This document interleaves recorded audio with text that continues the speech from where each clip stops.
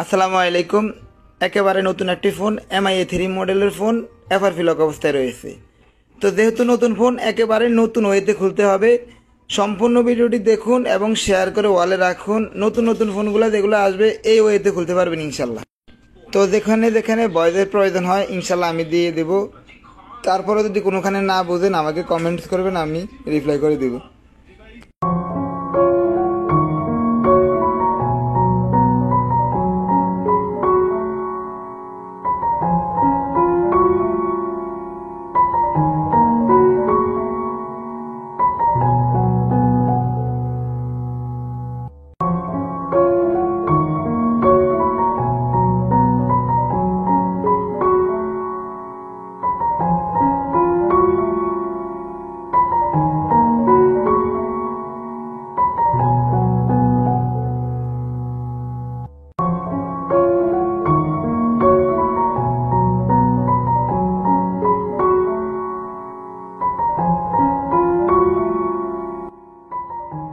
তো এখানে একটা ফিন লক সিম ব্যবহার করবেন।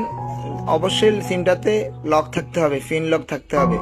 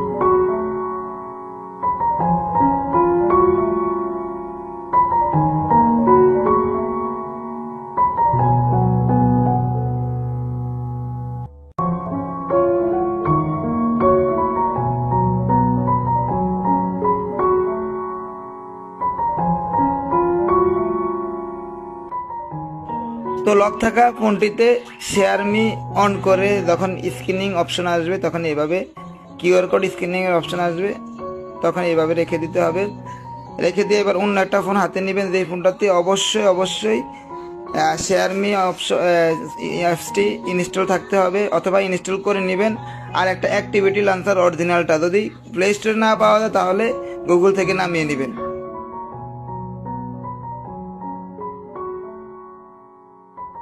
এরপর লক থাকা ফোনের সাথে কানেক্ট করে নেবেন। কানেক্ট করা হয়ে গেলে অ্যাক্টিভিটি লঞ্চারটা সেন্ড করে দিবেন।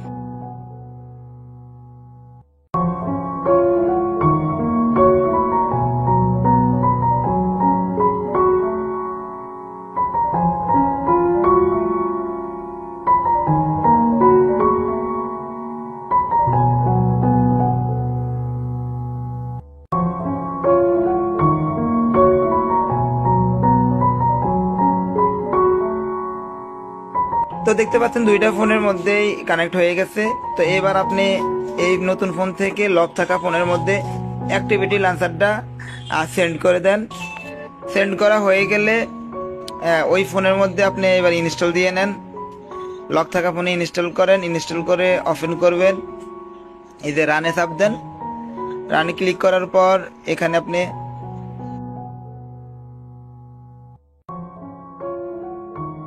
তো এখানে একটু মনোযোগ সহকারে দেখুন। অ্যান্ড্রয়েড সেটআপে যান, এরপর নিচের দিকে যাওয়ার পরে যে লাইনের সাথে সেটিংস আইকন নাই, দেখতে পাচ্ছেন এই লাইনের সাথে সেটিংস আইকন নাই, এখানে ক্লিক করবেন।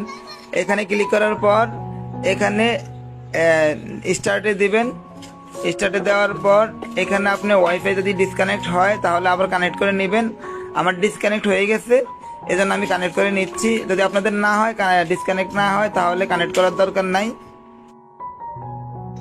তো এখান থেকে একটু মনোযোগ সহকারে দেখুন, এখানে মিস করলে কিন্তু কাজটা অ্যাকুরেট হবে না। এখানে আপনি ডোন্ট স্কিপ দিবেন না, নেক্সটে যাবেন, নেক্সটে যাবেন, অ্যাগেন নেক্সটে যাবেন।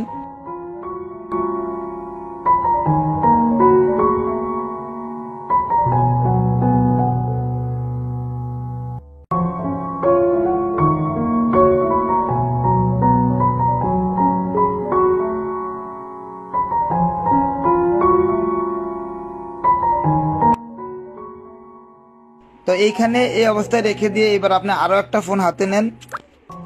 যে ফোনের মধ্যে ওয়াইফাই কানেক্ট থাকবে, ওয়াইফাই কানেক্ট থাকা অবস্থায় আপনি গুগলে যাবেন, ক্রমে না, এখান থেকে আপনি গুগল অ্যাপসটা ওপেন করবেন। এই দেখতে পাচ্ছেন এখানে গুগলে গিয়ে আপনি এইখানে লিখবেন সেটআপ মাই ডিভাইস, সেটআপ মাই ডিভাইস লিখে এখানে আপনি যাবেন। এরপর আপনি এখানে নেক্সটে যাবেন, এরপর আপনি অ্যাগেন নেক্সটে যাবেন।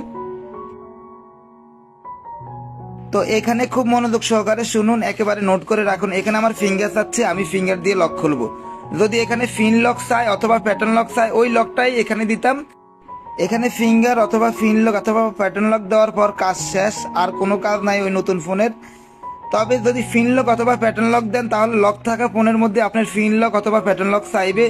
যে লকটা আপনি ওই ফোনে দিচ্ছেন, যে ফোনটা নতুন ফোন নিয়েছেন ওই ফোনে দিচ্ছেন, ওই লকটাই আপনি লক থাকা ফোনে দিবেন। কথাটা বারবার শুনবেন, ইনশাল্লাহ আপনার মনে থাকবে। এই যে এখানে স্কিপ অ্যান্ড ট্রাই অ্যাগেন আসছে, এখানে লকটা চাইতো, এখানে আপনি লকটা দিলেই কাজ কমপ্লিট। এরপর আপনি স্টেপ বাই স্টেপ করে নিলে আপনার এফআরবি বাইপাস হয়ে যাবে। তো এই ধরনের ভিডিও আমি সবসময় আমার পেজে দিয়ে থাকি। যদি ভালো লাগে আমার ভিডিওটা শেয়ার করে ওয়ালে রাখবেন। আশা করি নতুন নতুন যত ফোন আসে আপনারা ঠিক এইভাবে অ্যাক্টিভিটি লাঞ্চার দিয়ে লক খোলা একেবারে ইজি।